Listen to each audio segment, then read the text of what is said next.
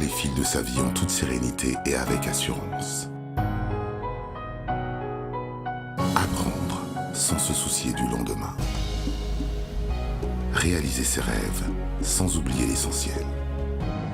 Notre rôle, vous assurer un avenir de qualité en étant à votre écoute, authentique et toujours disponible. Travaillez en toute sécurité.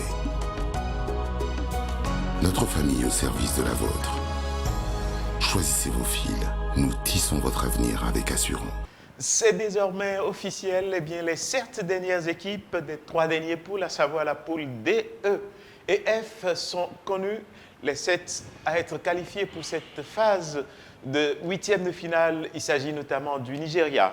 Le Nigeria est bien le seul pays à pouvoir constituer ou à pouvoir rassembler ces 9 points. Le Nigeria qui porte très haut son flambeau. Et de l'Égypte pour la poule D. Et pour la poule E, la Côte d'Ivoire, la Guinée équatoriale. Pour la poule F, le Mali, la Gambie et la Tunisie. Repêchés de justesse, nous allons en parler sur ce plateau. Bienvenue Moussa. Salut, président. Nous sommes sur le plateau de la CAN de Moussa. C'est avec la NTIA Bank qui nous offre gracieusement ce creuset pour discuter, pour partager nos avis et également faire des analyses et pourquoi pas participer à des jeux et repartir avec des surprises, surtout en fin de cette émission. Moussa Latoundi, eh bien, le Nigeria est le seul pays à pouvoir assembler les 9 points. Oui. Pour sortir de cette phase de poule. Bien sûr, le Nigeria, puisque c'est une équipe, jusqu'à présent, une équipe qui présente du beau football, l'équipe qui a su gérer correctement les autres équipes, les 3 équipes. Donc, pour le moment, c'est la meilleure équipe que je pense, à mon avis. Parce qu'ils se sont bien comportés, ça joue paisiblement. Et tactiquement, ils sont au point, ils sont confiants, ils sont agressifs, ils ont tout ce qu'il faut. Mais ce n'est pas que le niveau est déjà vraiment haut, mais pour le moment, c'est la meilleure équipe. D'accord. Meilleure équipe, dans cette même poule, on a les pharaons de l'Égypte, l'équipe égyptienne qui n'a totalisé que 2 victoires. Oui. Aujourd'hui, pour les Maghrébiens, c'est un peu compliqué. Si vous voyez, mais les autres équipes, ils ont su savoir comment les équipes maghrébiennes jouent. Et donc, aujourd'hui, c'est compliqué pour eux. Ils sont rapides. Oui. Aujourd'hui, les gens ont travaillé sur ça. Et comment ça joue derrière la défense, et les gens ont travaillé sur ça. Et ça devient compliqué pour eux. Est-ce à dire que les équipes maghrébiennes ont pratiquement toutes un même système de jeu? Oui, ils ont un système de jeu pratiquement les mêmes, c'est de conserver le ballon et d'aller plus vite devant. Et là, maintenant, ce que je vois aujourd'hui, c'est que les autres équipes, ils arrivent à rester vraiment derrière, même si tu plombes le ballon derrière la défense, et le gardien est là pour prendre le ballon. Et les équipes, par exemple, parlons de la Côte d'Ivoire, par exemple, et les équipes contre la Côte d'Ivoire, ils ont joué contre, comment appelle-t-on? La Guinée équatoriale, l'Algérie, la Sierra Leone. Contre les Maghrébiens, je veux dire. Contre l'Algérie. C'est des équipes qui restent derrière, mais en allant devant tranquillement. Normalement, si tu restes derrière, dans ta moitié, quand tu récupères le ballon, c'est de jouer plus vite devant et jouer sur les côtés pour les joueurs qui vont vite. Mais ce n'est pas le cas aujourd'hui chez le Nigeria et puis et les Ivoiriens. Ça joue, même s'ils récupèrent le ballon dans leur camp, ils essaient de jouer, de monter proprement le ballon. Donc, ça devient compliqué pour les Maghrébiens. Justement, compliqué pour les Maghrébiens. On va parler du cas de l'Algérie, un tenant du titre qui sort là dès les premières phases. Oui, je pense que 35 matchs sans défaite. 35 et matchs. Là, maintenant, ça a commencé avec les Équatos. Et puis après, la Côte d'Ivoire. Je pense que c'est la fin comment dirais-je? D'une saison. D'une saison, ou bien d'un groupe, je vais dire. Parce que là, maintenant, c'est un choc pour eux. Donc, il va falloir faire une transition et revenir. Il va falloir. Parce que là, maintenant, vous avez vu comment les Ivoiriens, ils ont joué. Oui. Il ne peut pas. Les gars, ils étaient, mais pas possible, bons, les Ivoiriens. comme je vous ai dit, ils étaient restés derrière. Oui. Les toutes premières minutes déjà avec les Algériens, ils ont pressé les 15-20 premières minutes, ils ont pressé. Quand ils n'arrivent pas à marquer, ça devient compliqué. Et on a trouvé une équipe ivoirienne vraiment soudée, agressive et joueuse. Il y a Franck qui était au milieu du terrain, le patron, je vais dire, de cette équipe. Il a tout fait. Kessié hier, il a tout fait. Ouais. Donc voilà.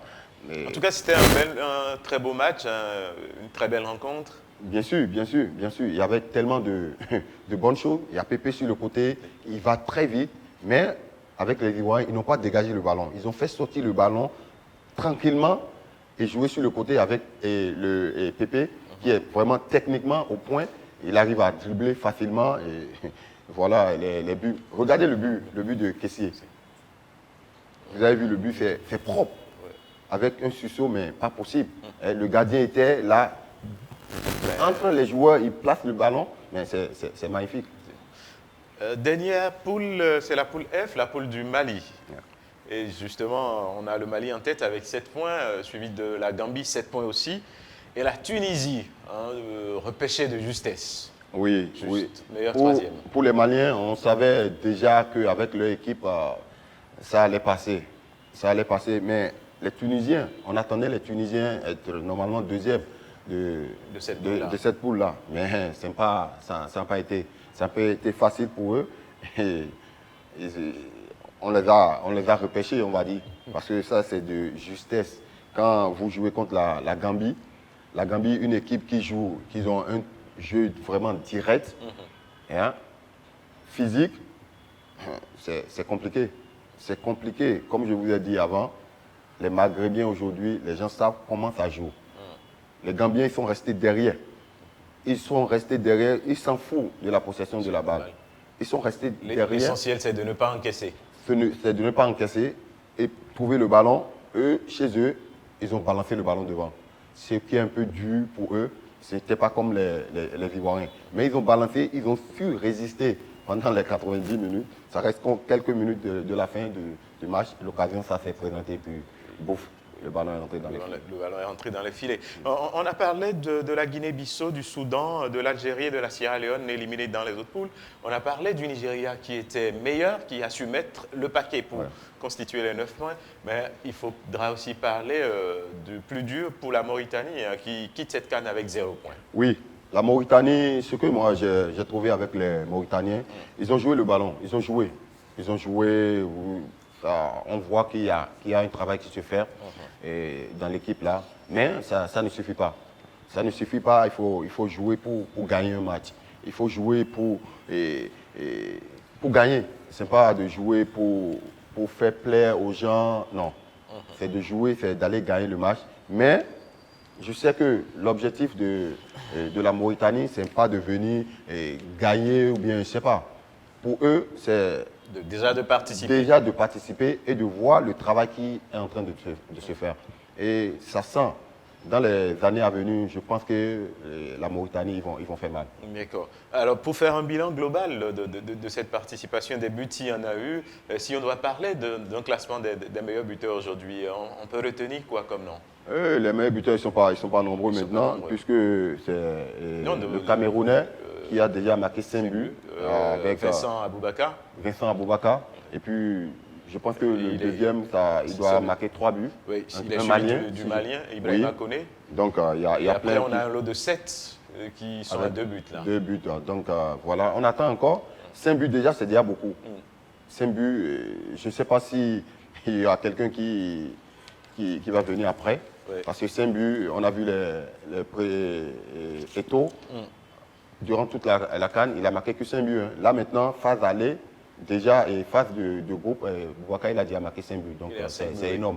En tout cas, on attend de voir ce que ça va donner à partir du dimanche, puisque les 8e de finale commencent le dimanche prochain. Et le premier match, pour ne pas dire, les premières affiches, on a Burkina-Gabon et Nigeria-Tunisie. Oui, Burkina-Gabon, c'est un match. Je pense que tous les matchs là, maintenant, c'est des matchs costauds. Vous voyez, et il y a les Burkinabés et puis les Gabonais. Les Burkinabés, comme j'avais dit ça ici, c'est des gens qui sont physiquement au point, grands de taille. Combativité, ils sont là. Les Gabonais, c'est des gens qui veulent jouer le ballon, technique, et puis voilà. Et je pense que là, les Burkinabés, pour moi, ça peut passer. Et le Nigeria, Tunisie, comme je vous ai dit, meilleure équipe pour le moment, le Nigeria. Je pense que le Nigeria, avec tout ce qu'ils sont en train de nous montrer, et s'ils arrivent à monter un peu le niveau du jeu, ils vont passer aussi. En tout cas, ce sont les premières affiches des huitièmes de finale. Merci pour cette participation et ces analyses pertinentes. La CAN, ça se joue encore beaucoup de jours. Ça se joue encore. C'est pareil dans la tête des entraîneurs? C'est pareil, c'est pareil. Et là, en tant qu'entraîneur, quand tu joues la CAN, tu ne dors pas. Tu ne dors pas parce qu'il faut revoir les choses et à des moments très, très, très courts. On n'a pas le temps pour travailler là-dessus, mais la nuit, il faut vraiment travailler pour voir ce qui est bon, ce qui n'est pas bon et puis avancer. Il faut voir ce qui est bon, ce qui n'est pas bon et avancer. Mais justement, parlant de ce qui est bon et ce qui n'est pas bon, on a le pays organisateur, le Cameroun, qui sera face aux Comores, la grosse surprise de cette CAN. Oui, oui. Là, nous, on peut tout dire maintenant, que le Cameroun, ils vont passer. sur le terrain, c'est autre chose. Parce que les gars du Comores, on a vu leur football, c'est vraiment un beau football. Okay. Et vous voyez, donc, avec l'agressivité des Camerounais, leur engagement devant leur public et leur gabarit, je pense qu'eux, ils peuvent faire quelque chose de bon aussi.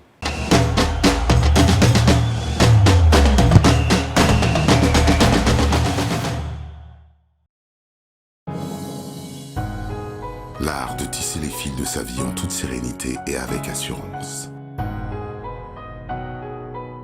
Apprendre sans se soucier du lendemain. Réaliser ses rêves sans oublier l'essentiel. Notre rôle, vous assurer un avenir de qualité en étant à votre écoute, authentique et toujours disponible. Travailler en toute sécurité. Notre famille au service de la vôtre. Choisissez vos fils, nous tissons votre avenir avec assurance. NCA Bank, le vrai visage de la banque. Une autre affiche aussi, en dehors de celle dont on vient de parler, c'est la Côte d'Ivoire qui sera face à l'Égypte. Ah oui. La Côte d'Ivoire qui joue une nouvelle fois un pays maghrébien. Ah oui, je pense que si on regarde le calendrier, même s'ils gagnent maintenant, ils vont toujours jouer avec les Maghrébiens jusqu'en demi ou bien en demi-finale, ils vont jouer contre les Maghrébiens. Parce que s'ils arrivent à sortir l'Égypte et le Maroc, ils arrivent à sortir les Malawi. Et donc, ils vont jouer toujours avec les Maghrébiens. Comme ils savent déjà comment jouer avec les Maghrébiens, je pense que c'est un truc qui peut faire. Mais ce n'est pas facile. Jouer contre les Pharaons, c'est un match costaud. Déjà, les Égyptiens qui vont dire non aux Ivoiriens, puisque c'est eux qui ont fait partie le premier pays maghrébien. Le premier pays tenait en titre, c'est eux. Et donc, et voilà, c'est la revanche, je pense. La Guinée qui va jouer la Gambie, le Mali qui va jouer la Guinée-Équato, et puis le Maroc et Malawi. Donc ce sont les dernières affiches de cette huitième de finale. Et après ça, voilà. On va voir qui sont les 8 qui vont passer pour les quarts de finale. Oui, voilà.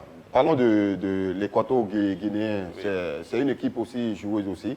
Et je les vois aussi un peu avancer, puisque ce n'est pas uniquement joueuse, mais ils arrivent aussi à être vraiment agressifs. On les voit avec, je ne sais pas si c'est espagnol ou bien portugais, et ils sont vraiment agressifs et joueuses. En tout cas, on espère pouvoir les retrouver toutes. Ce qui est sûr, 8 partiront, 8 devront rester pour les quarts de finale. Et parlant de ces quarts de finale, nous sommes maintenant à notre instant jeu. Je vous rappelle, vous pourrez participer donc à ce jeu que NCA Bank nous propose en nous disant simplement quelles sont les 8 équipes qui seront à la phase des quarts de finale. Réponse à envoyer au plus grand tard le dimanche 23 janvier, jour où débutent bien sûr les phases des huitièmes de finale. à midi, heure de Cotonou, en commentaire de cette vidéo. Merci à vous. On se retrouve pour un autre numéro très bientôt.